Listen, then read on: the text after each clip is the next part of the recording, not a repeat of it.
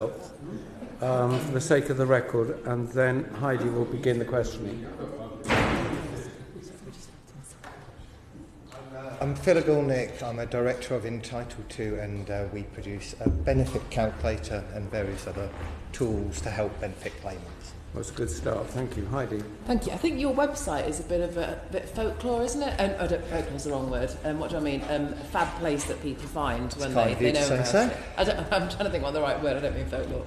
An undiscovered secret when people find it. It does a really good job. And what you've heard, I'm sure, in the first panel already, is how difficult it is for people to realise.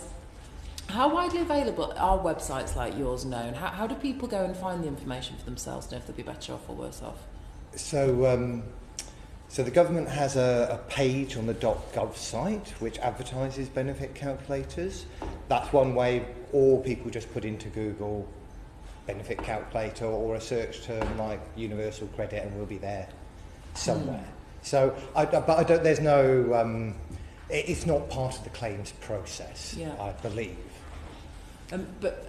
What about people who don't have Google, who don't have credit on their phone, who don't have IT skills? Yeah, so we provide software for advisors as well as so there's a self-serve version and there's an advisor version, so people who can't do it themselves, we're facilitating advice from real people. So how well are you known across the sort of third sector, like Citizens Advice, for example? Would they, if a person came in, would they recommend you to them? Hopefully, they might recommend other places to go. But yeah, I think we're reasonably well known. I think people will use us or the other available benefit calculators to do things like better off calculations. And do you have any sense across the service that you provide and other similar services as to how many people are coming to you as opposed to those that are just ending up moving on to universal credit blindly, if you like? So the thing is, we can't tell whether people are using our calculator for its kind of original purpose, which is income maximisation, or for the purpose which we've kind of twisted it to, which is to get information about universal credit. And we do have some information about... What does that mean? Sorry, I don't understand what you mean by twisted it to. As in, so really, before universal credit, benefit calculators were all about saying, are you entitled to such and such a benefit? Yeah. And so really what you're trying to do is you're trying to take someone's circumstances and compare it to criteria and say you're entitled to X, and overall the big aim is to reduce the £20 billion which goes unclaimed. So that's where we started. And then because of welfare reform, you've then got a need to try and give people information about welfare reform. And then on top of that, you've got information about natural migration and triggers. So the kind of jobs that we're trying to do are kind of expanding. So a lot of the problem here is just sheer amount of information. So even if you can give people correct information, there's still an awful lot to absorb. So we're always trying to manage the information on the results page to kind of keep to the main job, which is what are you entitled to, can you maximise your income, but also provide information about whether you're better or worse off under UC and about triggers. But there's a real problem about the amount of information. Okay, and what tools do work coaches and job centres have to help claimants understand? So I believe that a lot of them use our public calculator. Yours? Yeah, but other ones are available. Well, we know that quite a lot use us, yeah. Okay, but of course by the time somebody's got an appointment with a work coach, it's too late because it means they've successfully registered for universal credit.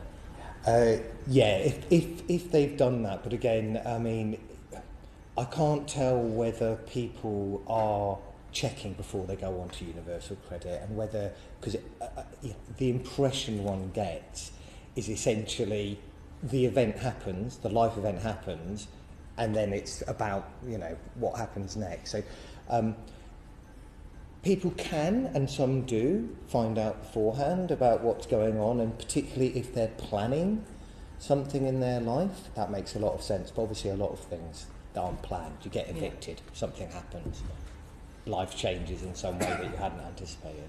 So you are providing a self-help service. You're not pulling the data out for analysis purposes or anything like that? No, correct. Okay. It's just a questionnaire that people fill in and gives results. Okay, thank you.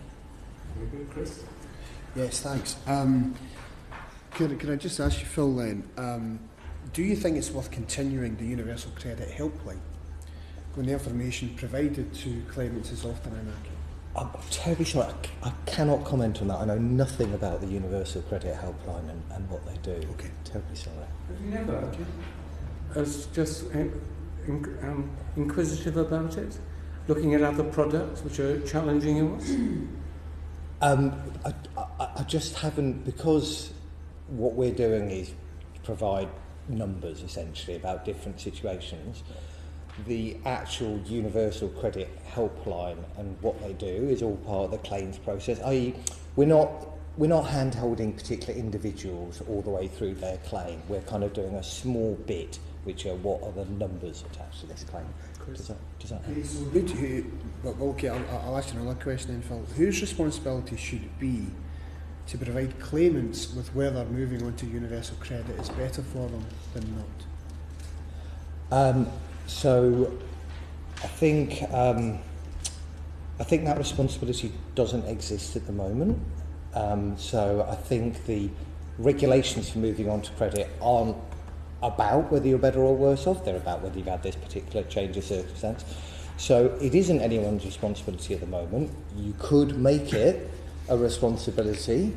That would lead you down the road of saying, and that's because we only want people who are either actual better off under universal credit to go onto it. So should someone have the responsibility for it? And who should it be? If you wanted to change how natural migration worked, which would be a very sensible thing to do, that would be an option. But you're doing it the other way around. If you're saying, rather than natural migration applying to anyone with all these change of circumstances, we're going to try and restrict that group. And if you did that, you could do a better off calculation. Whether you want people to do a better off calculation and say, you're a lot worse off under universal credit, but can we have your claim form anyway? I don't know.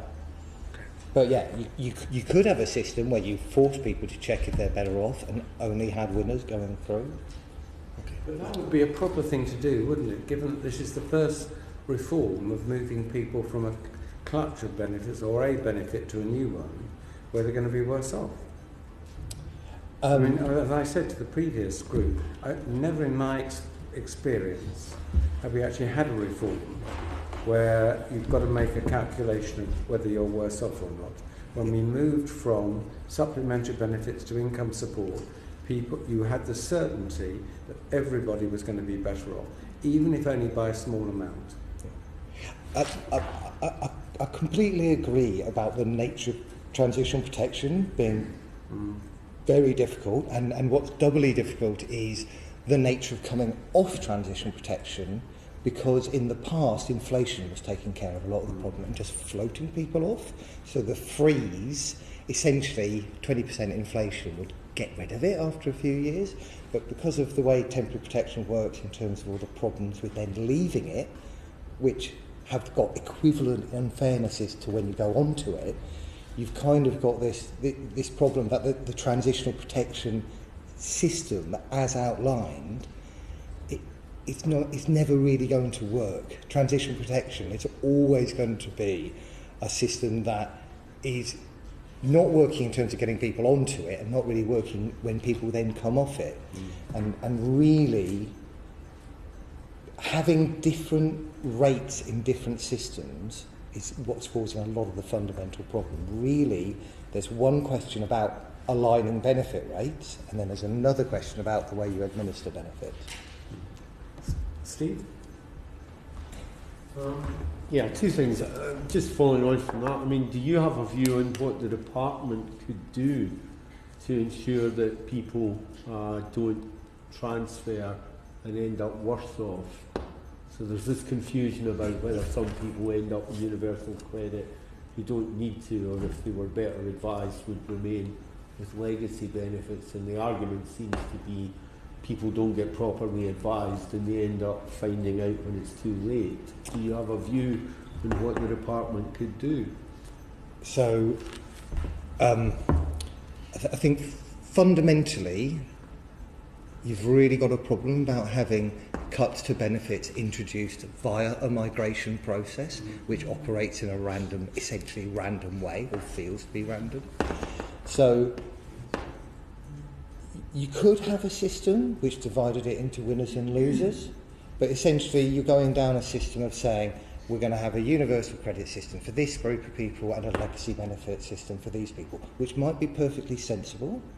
And indeed, you could argue that universal credit was intended for people with good work prospects or in and out of work, and isn't particularly intended for people with poor work prospects, because all the reforms don't particularly help if you're not moving in and out of work. It's not the intention.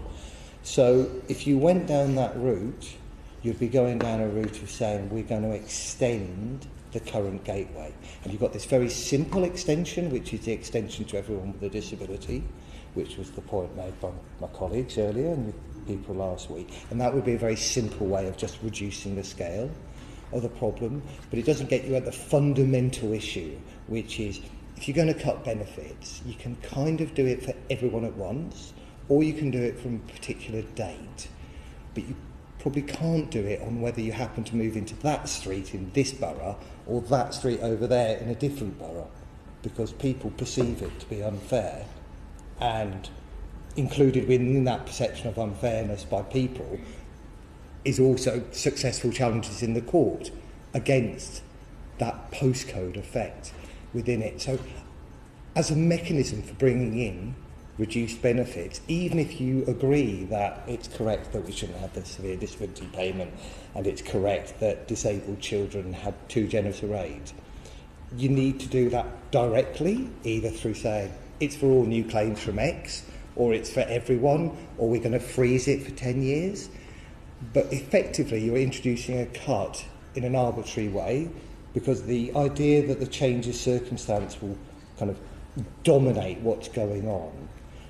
It may be true when you're moving into work, a bunch of other things are changing, but if you're just moving house because you've been evicted and you suddenly get a cut, that doesn't seem like a change of circumstance. And indeed, if you're having a change of circumstance because you've been widowed, it might just be a very inappropriate time to introduce a benefit cut. So I think there's a fundamental flaw in trying to introduce cuts via the natural migration mechanism. There's the philosophy itself behind it, yes. Can I just ask a little bit about entitled to? I don't know too much about you, but you've been on the go since, 2000, and people who use the calculators, it's free to use them. Where do you get your funding from? So we sell our products to housing associations and local authorities. So local authorities who still administer housing benefit and something called council tax support, they want to ensure that the people who apply are going to have an entitlement. So it saves their time if they can check for eligibility, and it saves the consumer's time. So it's this licensing to local authorities and housing. Okay, thank you. As you gave us just prior to that answer about the dangers of introducing cuts in this arbitrary way will feature in our report. Huge thanks for making it so clear. Good. We're grateful to you for coming. Thank you very much for having me.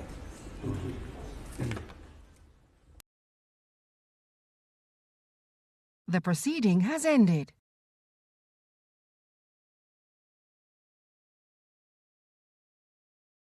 The proceeding has ended.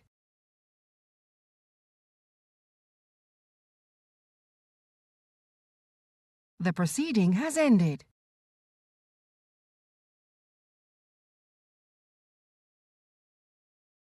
The proceeding has ended.